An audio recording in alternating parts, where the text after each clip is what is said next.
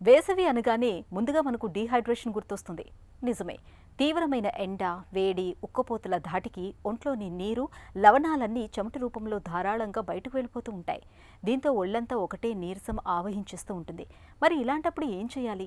ఒంట్లో ద్రవ నష్టాన్ని ఎలా నివారించుకోవాలి? డీహైడ్రేషన్ను నివారించుకునేందుకు వేసవి కాలంలో ఏం చేయాలో, ఎలాంటి జాగ్రత్తలు తీసుకోవాలో ఇప్పుడు తెలుసుకుందాం.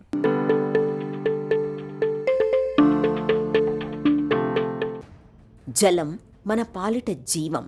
నీరు మనిషికి జీవధార. నీరే లేకపోతే మనిషికి ప్రాణం లేదు.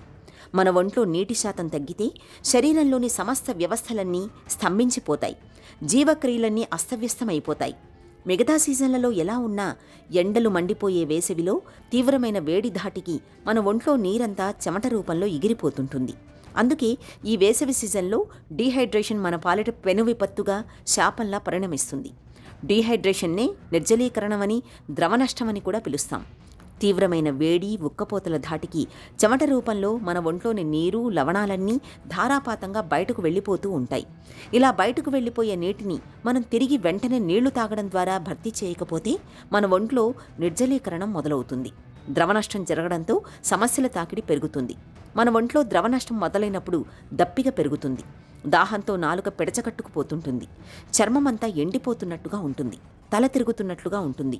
ఒళ్లంతా నీరసంగా, నిస్సత్తువుగా అనిపిస్తుంటుంది. మూత్రం ముదురు పసుపు రంగులో రావడం, మూత్రం అసలే రాకపోవడం జరుగుతుంది. ఈ పరిస్థితిని నిర్లక్ష్యం చేస్తే ఒక్కోసారి కిడ్నీలు విఫలమయ్యే ప్రమాదమూ ఉంటుంది. ఒంట్లో డీహైడ్రేషన్ లక్షణాలు కనిపిస్తున్నప్పుడు ఆలస్యం చేయకుండా నివారణ చర్యలు మొదలుపెట్టాలి. ముందుగా పేషెంట్ను చల్లటి ప్రదేశంలోకి తీసుకెళ్లాలి. ఒంటిపై దుస్తుల్ని వదులుగా చేయాలి. దప్పిక తీరడానికి వీలుగా సాధ్యమైనంత తరచుగా నీరు, కొబ్బరి జలం, ఉప్పు కలిపిన మజ్జిగ వంటి పల్చని ద్రవాహారాలను అందిస్తూ ఉండాలి. 1/2 లీటర్ నీళ్లలో పిడికెడు చక్కెర, 3 చిటికల ఉప్పు లేదా ఓఆర్ఎస్ పొడిని ప్యాకెట్పై సూచించిన విధంగా నీళ్లలో కలిపి తాగించాలి.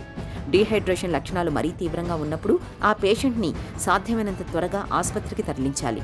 డీహైడ్రేషన్ బారిన పడకుండా ఉండేందుకు సాధ్యమైనంత వరకు ఎండకు తిరగకుండా ఉండాలి. దప్పిక అయినా కాకపోయినా తరచూ నీళ్లు తాగుతుండాలి. ఈ జాగ్రత్తలు డీహైడ్రేషన్ ముప్పును చాలా వరకు నివారిస్తాయి.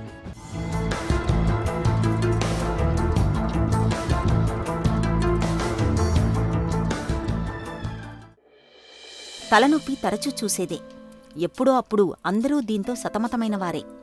రోజువారీ ఎదురయ్యే ఒత్తిడితో పాటు పరోక్షంగానూ కొన్ని అంశాలు తలనొప్పికి దారితీయొచ్చు. అకారణంగా తలనొప్పి వేధిస్తుంటే రోజూ ఎన్ని నీళ్లు తాగుతున్నారో ఒకసారి చూసుకోవాలి. నీటి శాతం తగ్గినప్పుడు, అంటే డీహైడ్రేషన్ మూలంగా కూడా తలనొప్పి రావచ్చు. ఒంట్లో నీరు తగ్గినప్పుడు మెదడు తాత్కాలికంగా కుచించుకుపోతుంది. దీంతో మెదడు పుర్రె నుంచి కాస్త వెనక్కి జారి నొప్పికి దారితీస్తుంది. తగినన్ని నీళ్లు తాగగానే యథాస్థితికి వస్తుంది. తలనొప్పి తగ్గుతుంది.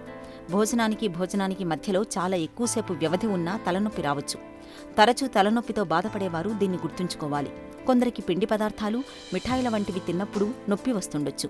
ఇలాంటివి గమనిస్తే ఆయా పదార్థాలకు దూరంగా ఉండడం మంచిది. సరిగ్గా కూర్చోకపోవడం, నిలబడకపోవడం వల్ల తల, మెడ, దవడలు, భుజాల వెనక కండరాలు ఒత్తిడికి లోనవుతాయి. ఎక్కువసేపు ఇలాగే ఉండిపోతే అక్కడి నాడుల మీద ఒత్తిడి పెరుగుతుంది.